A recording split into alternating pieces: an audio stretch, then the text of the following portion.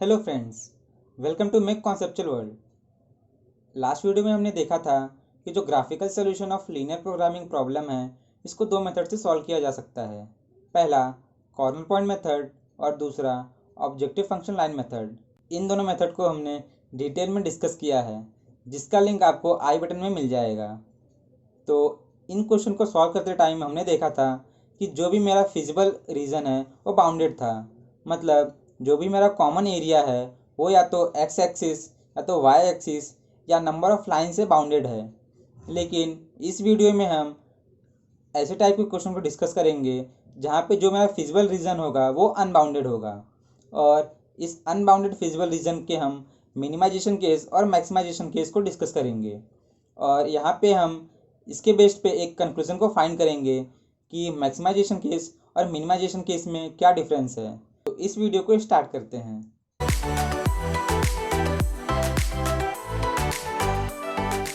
ये एक क्वेश्चन है जहाँ पे जो ऑब्जेक्टिव फंक्शन है इसको मिनिमाइज़ करना है, और यहाँ पे एक सेकेंड ऑब्जेक्टिव फंक्शन है जिसको मैक्सिमाइज़ करना है। और दोनों ऑब्जेक्टिव फंक्शन के लिए यहाँ पे तीन कंस्ट्रेंट गिवन हैं, और ये कंस्ट्रेंट दोनों क्वेश्चन के लिए कॉमन है।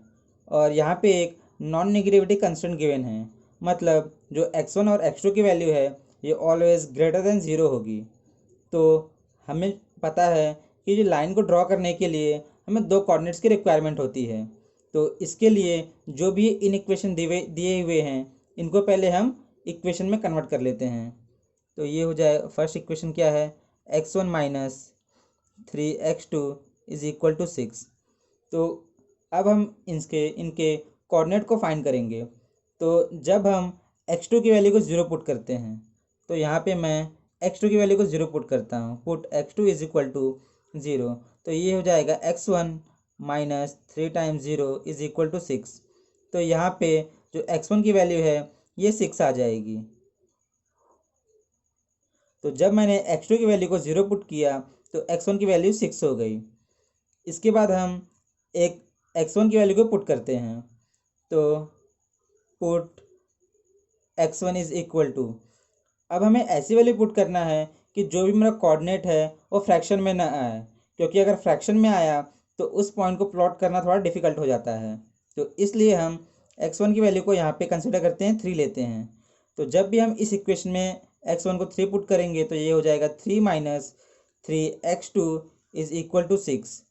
और यहाँ पे 3x2 इज इक्वल टू 3 हो गया, और यहाँ से जो x2 की वैल्यू है ये हो जाएगी -1।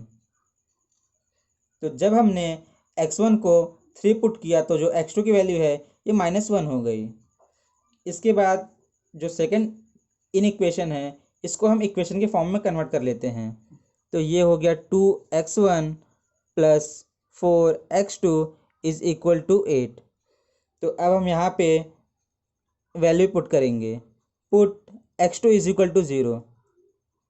तो जब हमने x2 की वैल्यू को 0 पुट किया तो ये हो जाएगा 2x1 plus 4 times 0 is equal to 8। और यहाँ से जो x1 की वैल्यू है ये हो जाएगी 4।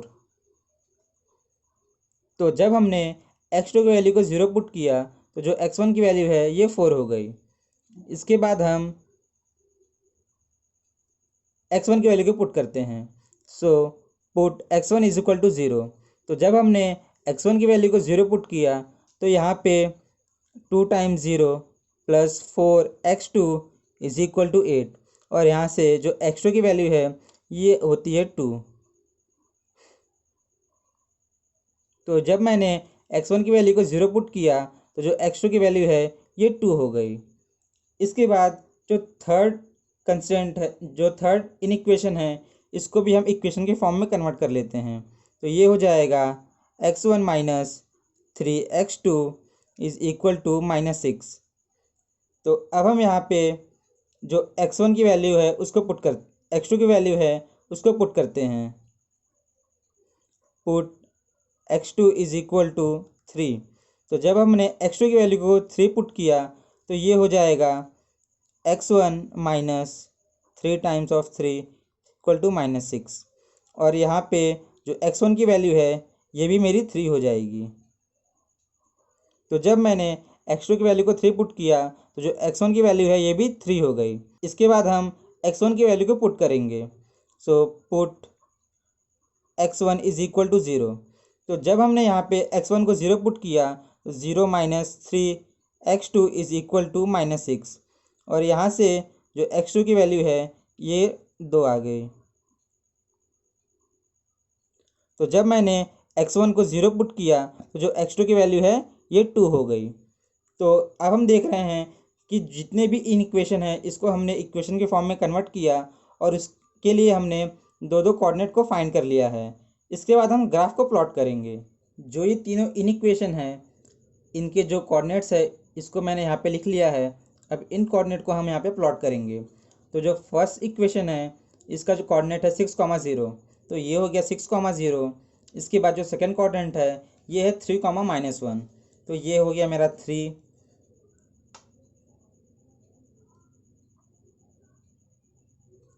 और यहाँ पे है -1, तो ये हो गया मेरा कोऑर्डिनेट 3,-1। अब ये दोनों कोऑर्डिनेट को हम मिलाएंगे।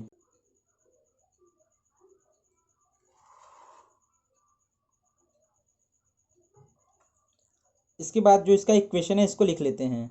तो ये है x1 minus 3x2 less than equal to 6। इसके बाद जो सेकंड इक्वेशन है इसका जो फर्स्ट कोऑर्डिनेट है ये है 4,0, तो ये है 4,0। और इसके बाद जो सेकंड कोऑर्डिनेट है ये है 0,2, तो ये हो गया मेरा 0,2। इसको भी हम कनेक्ट कर लेते हैं।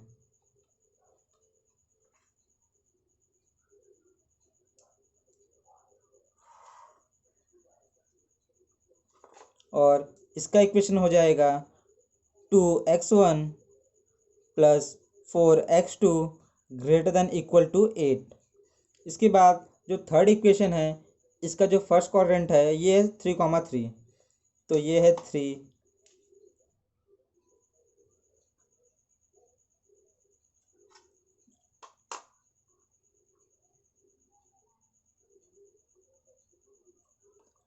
तो ये है मेरा 3,3। इसके बाद जो सेकंड क्वाड्रेंट है ये है 0,2, तो ये है मेरा 0,2। अब ये दोनों को भी हम कनेक्ट कर लेते हैं।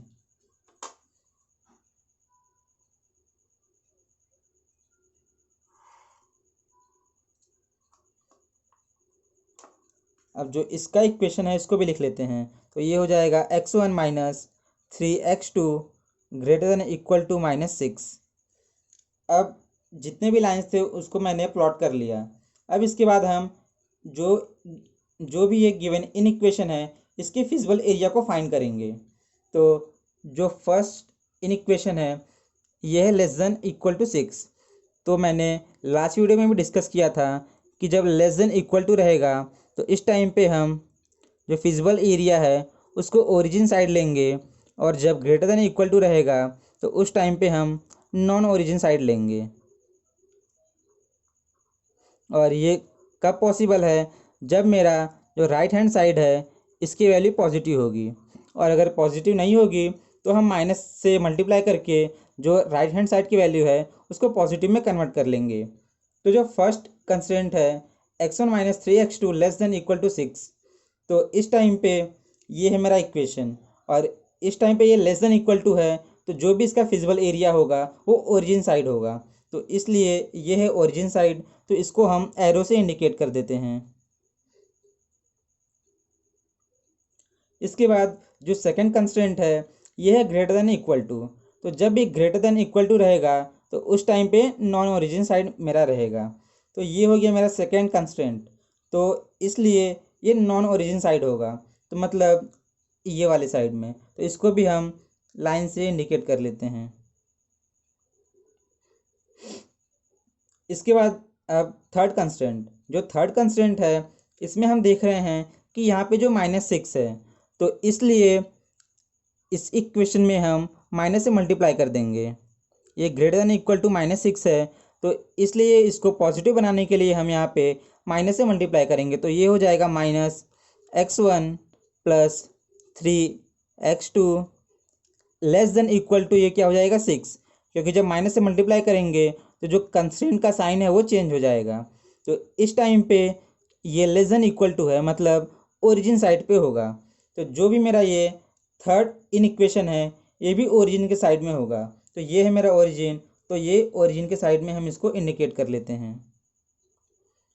या तो इसको हम एक मेथड से और भी फाइंड कर सकते हैं, इसको मैं लास्ट वीडियो में डिस्कस कर चुका हूँ। तो इसके लिए हम इस इक्वेशन को एज इट इज रखते हैं और इस इक्वेशन में हम ओरिजिन की वैल्यू को पुट करेंगे। तो ओरिजिन की वैल्यू क्या हो जाएगी, x1 इज इक्वल टू 0 और x2 इज इक्वल टू 0। तो इस टाइम पे जब हम LHS में इसकी वैल्यू को पुट करेंगे तो ये हो जाएगा 0 माइनस 3 टाइम्स ऑफ 0। तो ये हो गया मेरा 0 और ये ग्रेटर देन -6 है। तो इसलिए जो मेरा इन इक्वेशन है ये मेरा सेटिस्फाई हो रहा है। तो अगर ये मेरा सेटिस्फाई हुआ तो इसका मतलब जो भी मैंने ओरिजिन की वैल्यू पुट की है वो सेटिस्फाई हो रहा है, इसलिए जो इसका फिजिबल एरिया होगा वो भी मेरा ओरिजिन के साइड में ही होगा। तो इसलिए हम इसको ओरिजिन साइड पे इंडिकेट कर दिए हैं। तो अब हम कॉमन फिजिबल एरिया को फाइंड करेंगे। तो इस टाइम पे हम देख रहे हैं कि जो कॉमन फिजिबल एरिया होगा वो ये है।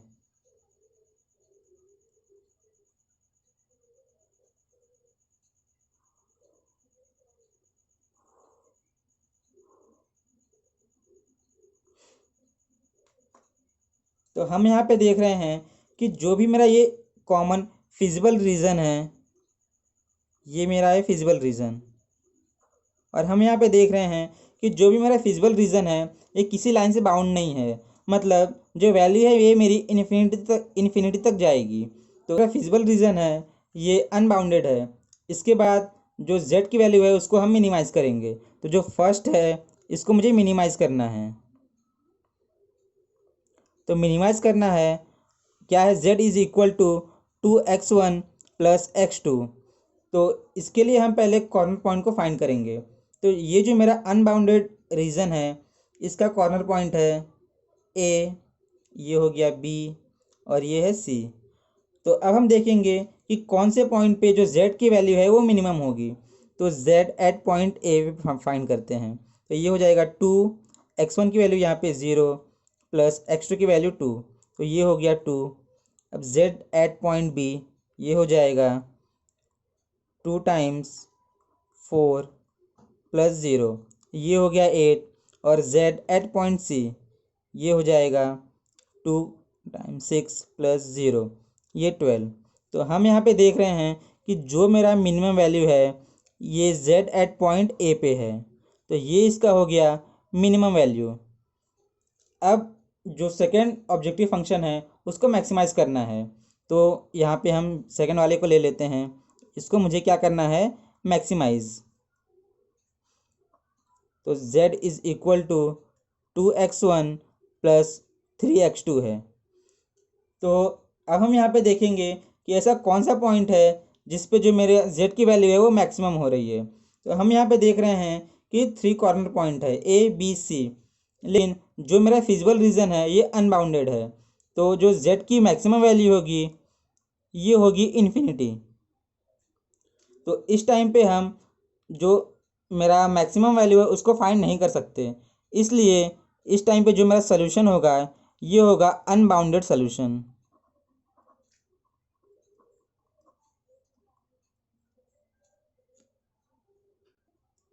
तो यहाँ पे हम एक कंक्लूज़न बता सकते हैं कि जब भी मेरा जो फिजिबल रीजन है,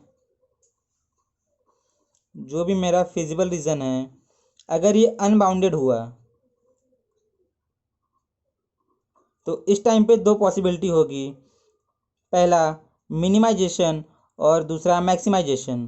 तो जो मिनिमाइजेशन केस है इसमें मुझे वैल्यू मिलेगी, मतलब कोई एक पॉइंट होगा जहाँ मेरी वैल्यू है वो मिनिमाइज होगी, लेकिन जो मैक्सिमाइजेशन है यहाँ पे मुझे अनबाउंडेड सोल्यूशन मिलेगा, क्योंकि जो भी मेरा मैक्सिमम वैल्यू है ऑब्जेक्टिव फंक्शन का वो एट इन्फिनिटी होगा।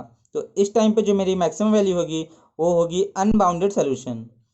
तो ये एक क्वेश्चन था जहाँ पे मैंने जो फिजिबल रीजन है वो अनबाउंडेड था और यहाँ पे मैंने उसके मैक्सिमाइजेशन और मिनिमाइजेशन दोनों केस को डिस्कस किया। I hope you like this video, so please share and subscribe to my channel. and don't forget to hit the bell icon to have more conceptual learning.